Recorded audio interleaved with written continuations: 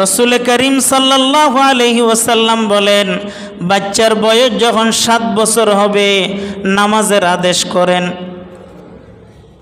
এখন প্রশ্ন হলো, হুজুর বাচ্চার বয়স তো 7 বছর হলে সে তো নামাজ বুঝবে না, নামাজের মাসলা মাসাইল জানা না, কিভাবে সে নামাজ পড়বে, আদেশ কিভাবে করবে? এখানে আদেশ থেকে উদ্দেশ্য হচ্ছে তাকে নামাজের তালিম দেওয়া। কিসের তালিম বলেন? তাহলে বাচ্চা যখন 7 বছর হবে কিসের তালিম দিতে হবে তাকে? বলেন কিসের তালিম দিতে হবে? তাকে আগে উজু শিখাইতে হবে। বলেন তাকে আগে কি শিখাইতে হবে? উজু।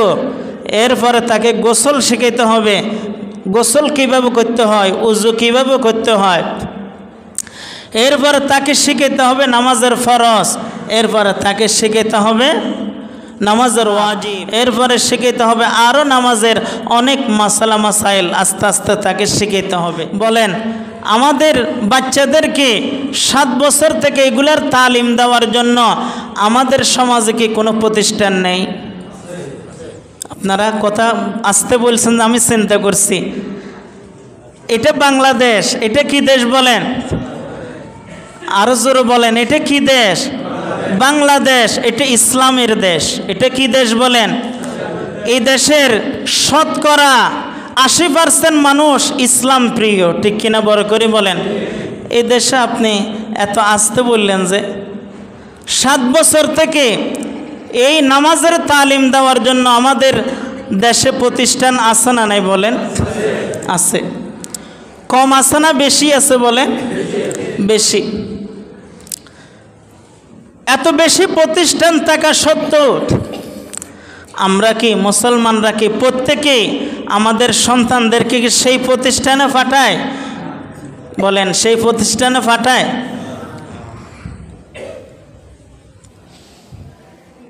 7 বছরের ছেলে আমার স্কুলে চলে যাচ্ছে, 7 বছরের ছেলে খেজিয়ে নিয়ে যাচ্ছে, আছে না নাই বলেন? ওখানে কি নামাজের তালিম দেয়? তো যে সমস্ত মুসলমান বাবা নিজের সন্তানকে 7 বছরে দ্বীনের প্রতিষ্ঠানে যেখানে নামাজ শিখাবে, নামাজের তালিম শিখাবে, এমন প্রতিষ্ঠানে যারা ভর্তি করাইতে পারে নাই, ভর্তি করায় না, ভর্তি করার ইচ্ছেও নাই, এই সমস্ত বাবা কি এরা কি সন্তানের হক আদায় করতে পারবে? বলেন সন্তানের হক আদায় করতে পারবে? এই সমস্ত সন্তানরা, এই সমস্ত মা বাবার জন্য আল্লাহর আদালতের মধ্যে নালিশ করবে কিনা বলেন? বলেন করবে কিনা বলেন?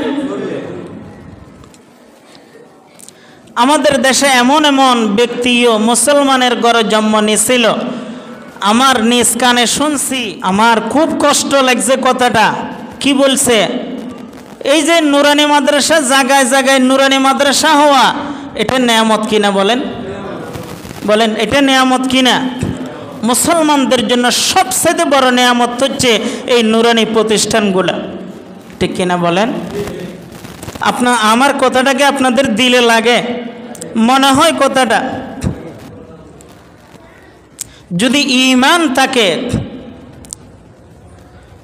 আমাদের সমাজের মধ্যে মুসলমানদের ঘরে এমন মানুষের জন্ম নিছে যারা বলতেছে যে বিভিন্ন জায়গায় দেখা যায় ব্যাঙের ছাতার মতো নুরানি মাদ্রাসা হয়ে যাচ্ছে, নাউজুবিল্লাহ বলেন। নাম যদি মুসলমান হইল, বাস্তবে সে মুসলমান নয়। যে কোরআনী প্রতিষ্ঠানকে ব্যাঙের ছাতা বলে, সেই নামে মুসলমান হতে পারে, আসলে কিন্তু সে কি নয়, মুসলমান নয়। আজকে যে 3 ছাত্রের মধ্যে একজন মাদ্রাসার ছাত্র, আমরা সেটাকে বদলানোর আন্দোলন শুরু করে দিয়েছি। ব্যাঙের ছাতার মতো কওমি মাদ্রাসা গড়ে উঠছে প্রত্যেকটা এলাকায়, ব্যাঙের ছাতার মতো। আমি বলব আল্লাহর কোরআনের প্রতিষ্ঠানের বিরুদ্ধে যে হাত রাখছে তার হাতকে আল্লাহ তাআলা ধ্বংস করে দিয়েছে, ঠিক কিনা বলেন? এজন্য প্রতিষ্ঠান, কোরআনী প্রতিষ্ঠান, দ্বীনি প্রতিষ্ঠানের ব্যাপারে কোনো কথা বলতে হুঁশিয়ার, দ্বীনি আলেমের বিরুদ্ধে কোনো কথা বলতে হুঁশিয়ার। পিছনে বলেন সামনে বলেন, কিন্তু জবানকে কন্ট্রোল করে বলবেন। যদি একটু বেশ কম হয় আপনার ঈমান পর্যন্ত চলে যাবে। হযরত তানভী রহমতুল্লাহি আলাইহির কথা, যে সমস্ত মানুষ আলেমদের বিরুদ্ধে কথা বলে, যে এমন বলে সব আলেমরা খারাপ, এমন কত মানুষ আছে না বলে, যে এমন বললে তার ঈমান থাকবে না। যদি বলে সব আলেমরা খারাপ, তার কি থাকবে না? বলেন সব আলেম খারাপ হইতে পারে? রাসূল পাক সাল্লাল্লাহু আলাইহি ওয়াসাল্লামের হাদিস, ক্বালা রাসূলুল্লাহি সাল্লাল্লাহু আলাইহি ওয়াসাল্লাম, লা ইয়াজতামিউ উম্মতি আলাদ দালালাহ, আমার সমস্ত উম্মত একসাথে গুমরাহির মধ্যে লিপ্ত হবে না। সমস্ত উম্মত কি হতে পারে না? খারাপ হতে পারে না। সমস্ত আলেম কি হতে পারে না? খারাপ হতে পারে না। কারণ কিয়ামত পর্যন্ত এই দিন, সঠিকভাবে কিয়ামত পর্যন্ত এই দিন আল্লাহ পৌঁছাবে কার মাধ্যমে? বলেন কার মাধ্যমে পৌঁছাবে? আর আপনি এখন বলে দিছেন সমস্ত আলেম খারাপ। আল্লাহ আমাদেরকে এই সমস্ত কথা থেকে হেফাজত করুক, বলেন আমিন। এজন্য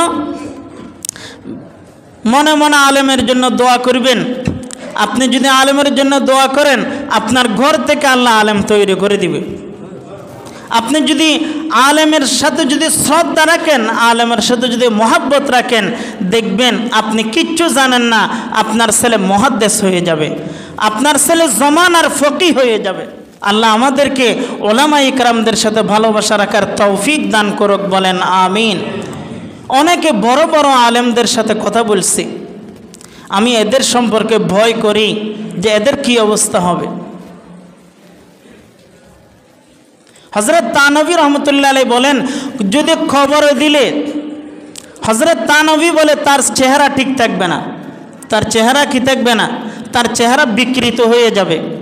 তানভী রহমতুল্লাহ আলাইহি কিতাবের মধ্যে লিখতেছে, আমার কথা যদি বিশ্বাস না হয়, কোনো আলেম বিদ্বেষীকে কবর দেওয়ার পরে আবার কবর খনন করে দেখেন তার চেহারা বিকৃত হয়ে গেছে।